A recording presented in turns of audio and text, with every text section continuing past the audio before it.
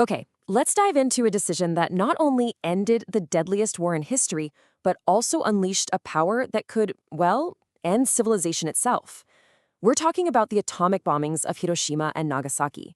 We're going to really unpack the final desperate days of World War II and the events that pushed the world into the nuclear age. So, to really get why this happened, you have to look at what could have happened instead. The alternative was something called Operation Downfall, the all-out Allied invasion of Japan. And the projected cost, it was just horrifying. One study estimated up to 4 million Allied casualties.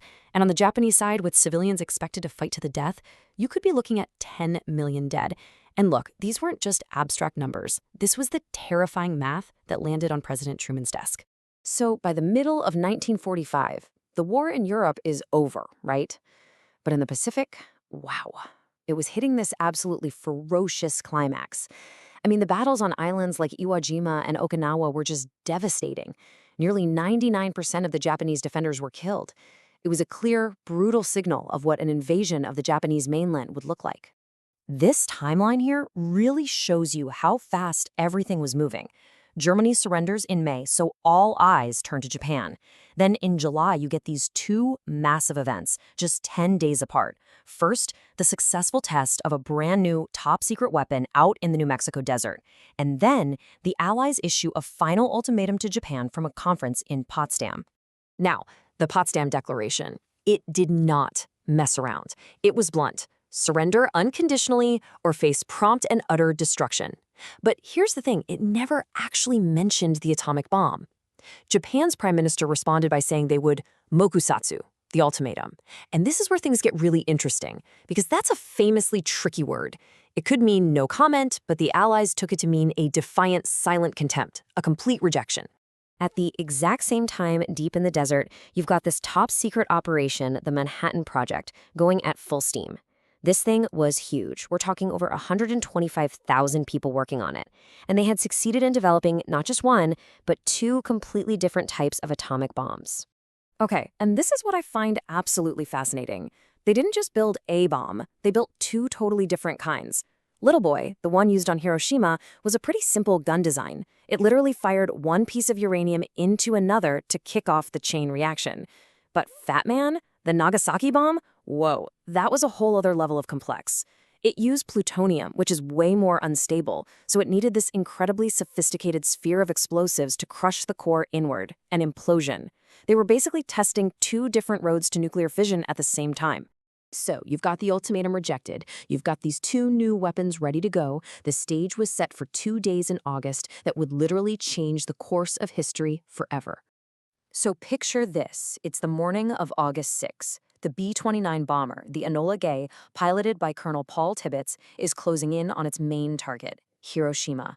It was a key industrial and military city that, up to that point, hadn't really been hit by major bombing raids.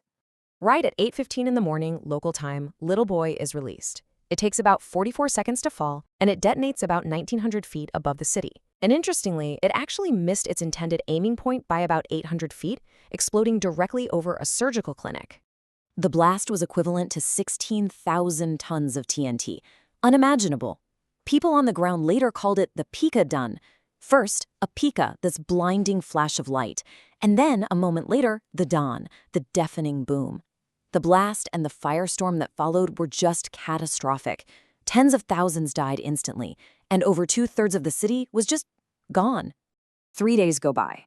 And nothing? No surrender from Japan. You have to remember, the leadership in Tokyo knew something catastrophic had happened, but they hadn't quite pieced together that all that destruction came from a single new kind of weapon. So a second mission was launched.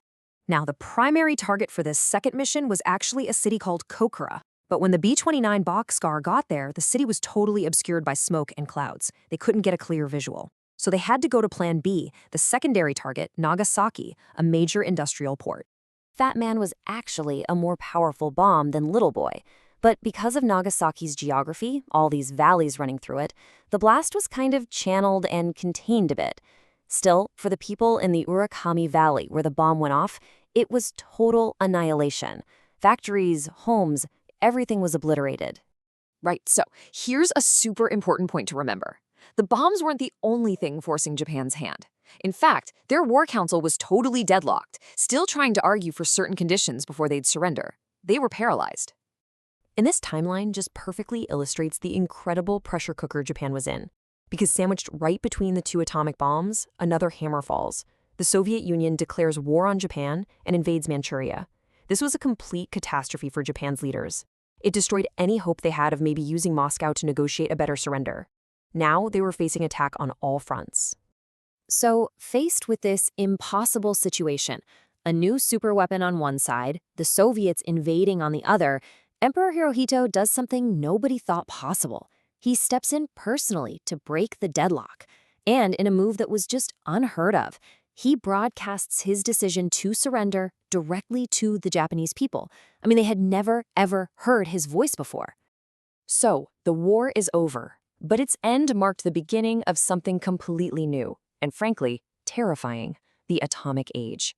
And that, of course, set the stage for the entire Cold War and a whole new set of fears that would dominate the next 50 years. But for the people who survived the Hibakusha, well, the war didn't just end in August 1945. For them, it was just the beginning of a different kind of battle. They faced decades of health problems, from radiation sickness to higher cancer rates, and also terrible social discrimination, because people were afraid that their illnesses might be contagious. And that brings us to the debate that is still so heated, even today. Was it a necessary evil? On one side, you have the argument that the bombs actually saved millions of lives by preventing that bloody invasion. But then you have the other side, arguing that it was basically a war crime, an immoral attack on civilians, especially when Japan was already on the verge of collapse anyway. So what are we left with? It's this question. The events of August 1945 absolutely ended the deadliest war in human history, but they also introduced a weapon with the power to cause, as the emperor himself said, the total extinction of human civilization. And that dual legacy is something we are all still grappling with today.